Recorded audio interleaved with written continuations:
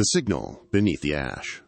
The sky has been gray for so long that people stopped asking when the sun would return.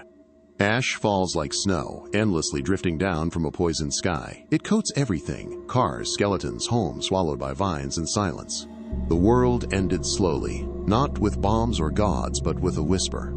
A whisper broadcast over every device, radio, satellite, a single signal.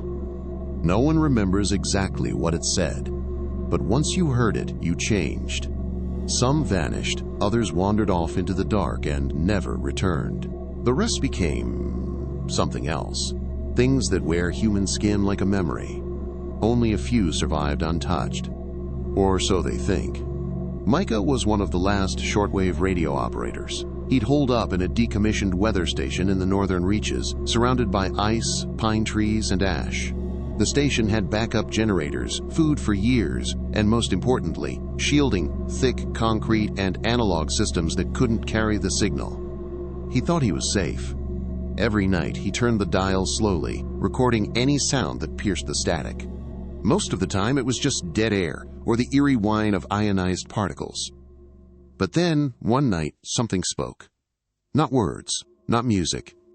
Something like breathing. It started with tracks. Bare feet pressed into the ash and snow, circling the perimeter of the station. At first, Micah thought it was an animal. A bear, maybe, but bears don't walk in perfect circles. And they don't stop and stare through windows. On the fifth night, Micah saw him. Tall, gaunt, naked, despite the cold. The man's face was twisted like melting wax, but his eyes were perfectly human. He didn't speak.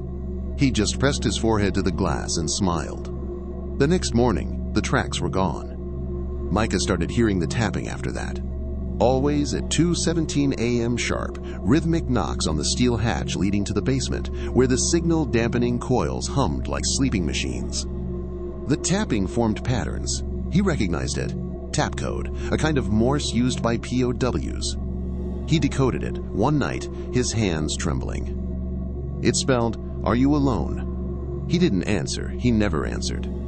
But it tapped again, night after night, until it started asking, "Are you awake? Do you hear them too?" They are under US.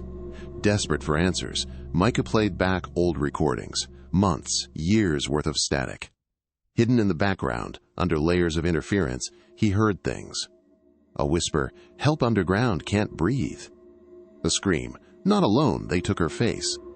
And worse, a lullaby, sung by a child, the same few notes, over and over. But slowed down, it wasn't a child. It was a machine voice, mimicking one. Micah ventured beyond the station only once after that. Armed with a rifle, he followed the man's tracks, deeper into the woods, through charred trees and beneath the bone-colored sky. He found a pit, 10 feet deep, perfectly round.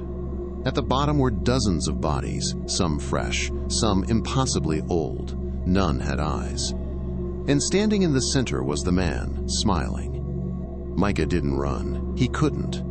The man tilted his head, as if listening, then spoke. "You heard it too. That means it's already in you." Then the world blinked, and Micah was alone again. The station's shielding started failing. Lights flickered, static hissed from unplugged speakers. The signal was trying to come through. Micah descended into the basement, to the heart of the coils. But something was already there, something growing inside the shielding. Fleshy cables, wrapped around machines, a heartbeat in the walls, a whisper that filled his skull. It told him, "We lived beneath you. We waited for the noise to stop." He tried to destroy it, set fire to the coils, but they pulsed, alive. They screamed. Not in pain, in hunger. Micah made one last transmission. Voice hoarse, eyes hollow, he spoke into the mic. "This is Station Echo 14. If anyone's hearing this, stay away from the signal. Don't try to decode it. Don't listen. It doesn't speak. It reaches. It's not a virus. It's not a god. It's not human. It's the silence between thoughts. It's the space in the signal. And it's awake now." Then there was static. Then screaming. Then nothing. The station is quiet now. Ash still falls. But sometimes, if you tune the shortwave to just the right frequency, you'll hear breathing, or laughter, or someone tapping at your door, even if you're miles from anyone. They say the man with a melting face still walks the woods, still listening, still smiling, waiting for someone to ask, "Is anyone out there?" Because once you listen, you belong to it.